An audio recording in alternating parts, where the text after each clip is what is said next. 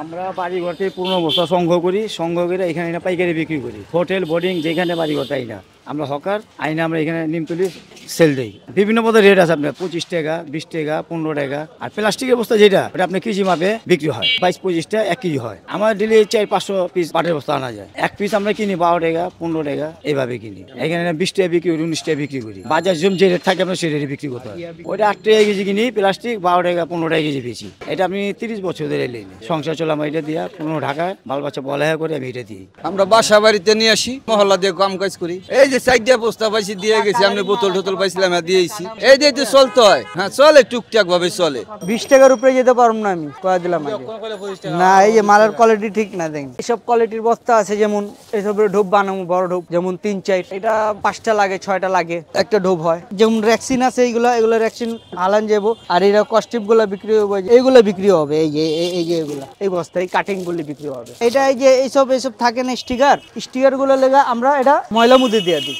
এইগুলি তো এদিকে কোনো দাম নাই, এটা 4 টাকা 5-6 টাকা কেজি।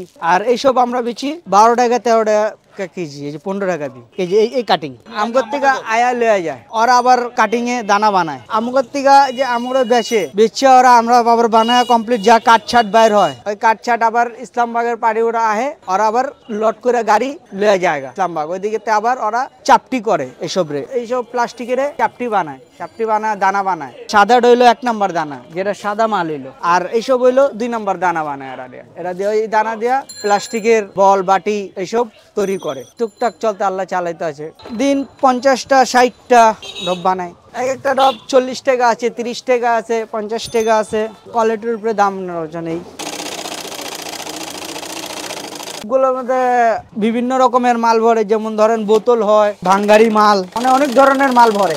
আমরা কিনা আবার এই পাটি আয়া ইমামগঞ্জে পাটি লয়ে যায়, ওইদিকে আবার ওরা চালের আড়তে দেওয়া যায়। চালের ফ্যাক্টরি যারা চাল ভরে ওই দিক থেকে ভরা নতুন লয় না কিনলে ওরা যে দেখে যে নতুনের মধ্যে পর্তা বেশি লাগে, তো এটার মধ্যে একটু পর্তা কম হইতো, সেই কারণে ওরা পুরাতন বস্তা চাল ভরে। এইটা আছে ইমামগঞ্জে আছে আড়ত, একটা খোলা মোড়া আছে, কামরাঙ্গি চরে আছে, মিরপুরে আছে।